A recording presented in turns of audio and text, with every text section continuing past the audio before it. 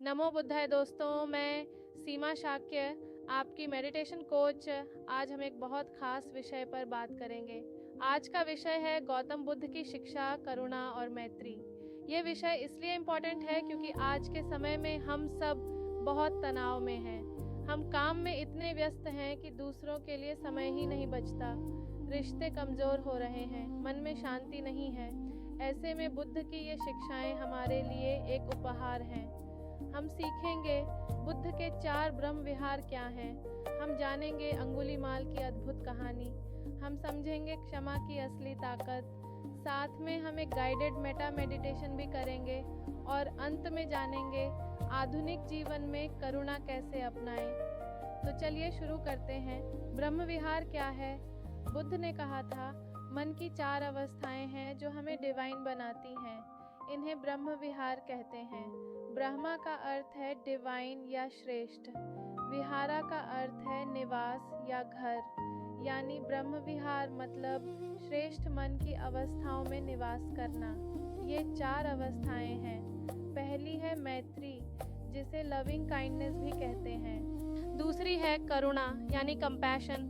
तीसरी है मुदिता यानी सिंपैथेटिक जॉय। और चौथी है उपेक्षा यानी इक्वानिमिटी। आइए हर एक को डिटेल में समझते हैं। मैत्री, लविंग काइंडनेस। मैत्री का अर्थ है सबके लिए प्रेम और शुभकामनाएं। यह प्रेम बिना शर्त का होता है, इसमें कोई एक्सपेक्टेशन नहीं होती। आपने कभी सोचा है, हम प्रेम सिर्फ अपने परिवार को देते हैं, पड़ोसी को कम, अजनबी को और कम, और दुश्मन को तो बिल्कुल नहीं। बुद्ध कहते हैं यह प्रेम की सीमा है। सच्ची मैत्री में कोई सीमा नहीं होती। एक एग्जाम्पल देती हूँ। मान लीजिए आप ऑफिस में बैठे हैं, कोई कॉलीग गलती करता है, आपको गुस्सा आता है। अब मैत्री की भावना से सोचिए, वह भी इंसान है, वह भी गलतियाँ करता है, वह भी बेहतर करना चाहता है। इस सोच से आपका गुस्सा कम होगा और रिलेशनशिप भी बेहतर होगा। यही है मैत्री। करुणा, कंपैशन। करुणा का अर्थ है दूसरों का दुख देखकर मन में पीड़ा होना और उस दुख को दूर करने की इच्छा होना। आपने कभी किसी को रोते देखा है, तब आपके मन में क्या हुआ? अगर आपने महसूस किया यह दुख मेरा भी है, यह करुणा है। लेकिन करुणा सिर्फ फीलिंग नहीं है, करुणा एक एक्शन है। करुणावान व्यक्ति सिर्फ सहानुभूति नहीं देता, वह मदद करने के लिए आगे आता है। आज के समय में डिप्रेशन बहुत बढ़ रहा है। अगर हमारे आसपास कोई दुखी है और हम सिर्फ इसलिए आगे नहीं बढ़ते कि हमें टाइम नहीं, तो यह करुणा की कमी है। करुणा कहती है रुको, एक पल के लिए उस इंसान के लिए रुको। मुदिता, सिंपैथेटिक जॉय। मुदिता एक बहुत इंटरेस्टिंग कॉन्सेप्ट है। इसका अर्थ है दूसरों की खुशी में खुश होना। यह सुनने में आसान लगता है, लेकिन असल में यह बहुत मुश्किल है। सोचिए, आपके कॉलीग को प्रमोशन मिली, आपको नहीं मिली, तब आप क्या फील करते हैं? ज़्यादातर लोग जेलसी फील करते हैं। यह स्वाभाविक है, लेकिन बुद्ध कहते हैं इससे ऊपर उठो, उनकी खुशी में जेन्युइनली खुश हो। जब आप ऐसा करते हैं तो आपका मन हल्का होता है। जेलसी एक बोझ है और मुदिता उस बोझ से मुक्ति है। मेरी एक स्टूडेंट थी, नाम था प्रिया।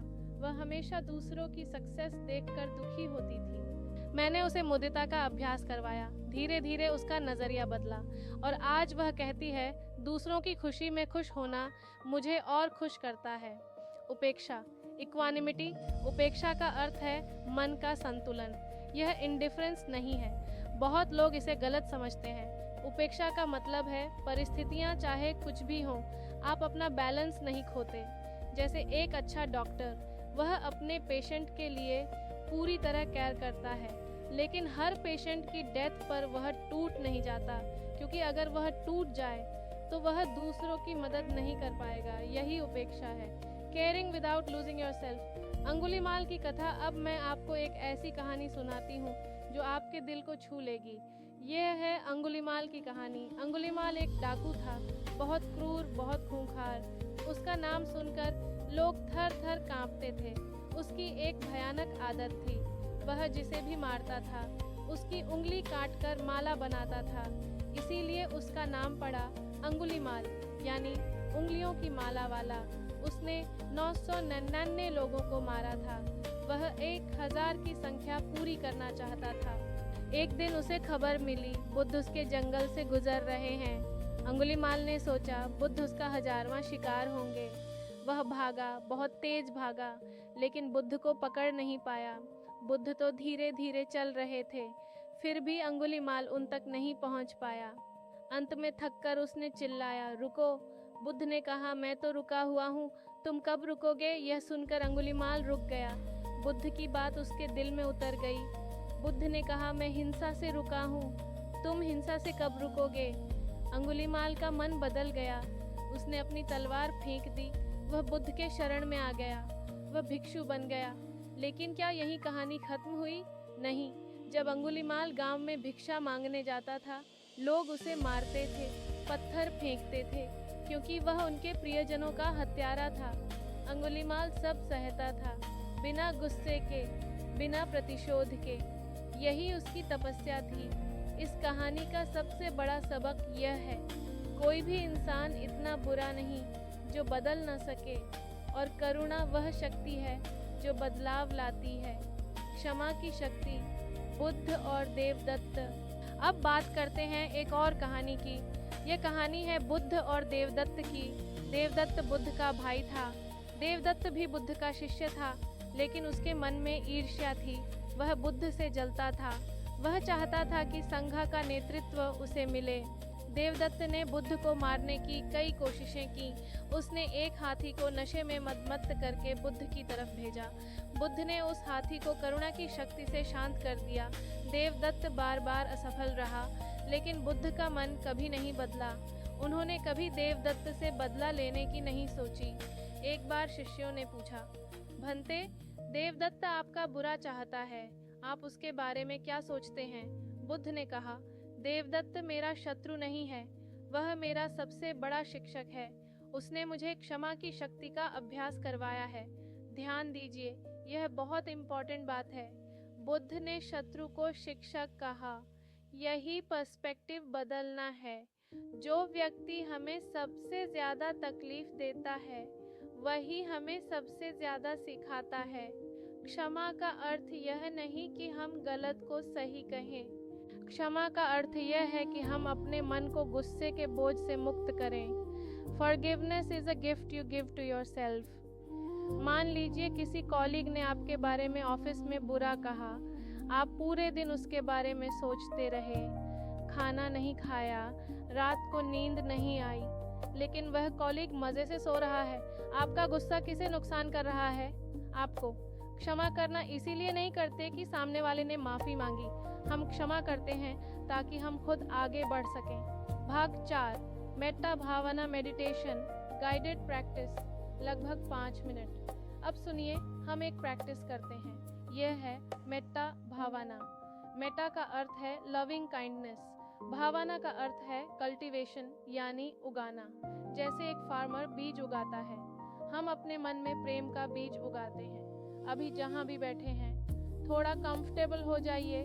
अपनी पीठ सीधी रखें, आँखें धीरे से बंद करें। 3 गहरी सांसें लें। पहली सांस अंदर लें और बाहर छोड़ें। दूसरी सांस अंदर लें और बाहर छोड़ें। तीसरी सांस अंदर लें और बाहर छोड़ें। अब अपने दिल की तरफ ध्यान लाइए। अपने आप को इमेजिन करें, अपना एक इमेज अपने सामने देखें। अब मन ही मन कहें, मैं सुखी रहूं, मैं स्वस्थ रहूं, मैं शांत रहूं, मेरा जीवन आनंदमय रहे। अब उस व्यक्ति को इमेजिन करें जिसे आप सबसे ज़्यादा प्यार करते हैं। माँ, पिता, बच्चा, जीवन साथी।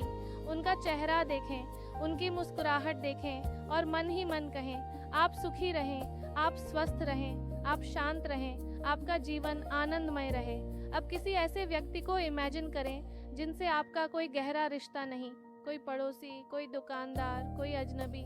उन्हें भी वही शुभकामनाएं दें। आप सुखी रहें, आप स्वस्थ रहें, आप शांत रहें, आपका जीवन आनंदमय रहे। और अब सबसे कठिन भाग, किसी ऐसे व्यक्ति को इमेजिन करें जिनसे आपकी नाराज़गी है, जिन्होंने आपको दुख दिया है। उन्हें भी वही शुभकामनाएं दें। यह मुश्किल है, लेकिन कोशिश करें। आप सुखी रहें, आप स्वस्थ रहें, आप शांत रहें, आपका जीवन आनंदमय रहे।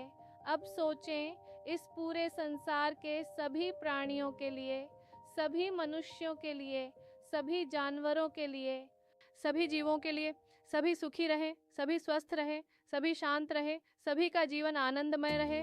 3 गहरी सांसें लें और धीरे से आंखें खोलें। यह था मेटा भावाना मेडिटेशन। इसे रोज सुबह सिर्फ 10 मिनट करें, आप देखेंगे आपका नजरिया बदलने लगेगा। भाग 5, आधुनिक जीवन में करुणा, लगभग 4 मिनट। अब चलिए देखते हैं ये शिक्षाएं आज के लाइफ में कैसे अप्लाई करें। पहला, ऑफिस में करुणा। हम ऑफिस में बहुत कम्पेटिटिव हो जाते हैं, हर कोई आगे बढ़ना चाहता है, इसमें कोई बुराई नहीं। लेकिन अगर हम दूसरों को गिराकर आगे बढ़ते हैं तो यह करुणा की कमी है। एक प्रैक्टिकल टिप है, जब कोई कॉलीग स्ट्रगल कर रहा हो, 5 मिनट निकाल कर पूछें, क्या मैं कुछ हेल्प कर सकती हूँ? बस इतना। आपको घंटों देने की ज़रूरत नहीं, सिर्फ 5 मिनट का अटेंशन, यही करुणा है। दूसरा, रिलेशनशिप्स में करुणा। रिश्तों में सबसे बड़ी प्रॉब्लम क्या है? यह है कि हम सुनते नहीं, हम सिर्फ अपनी बात कहना चाहते हैं।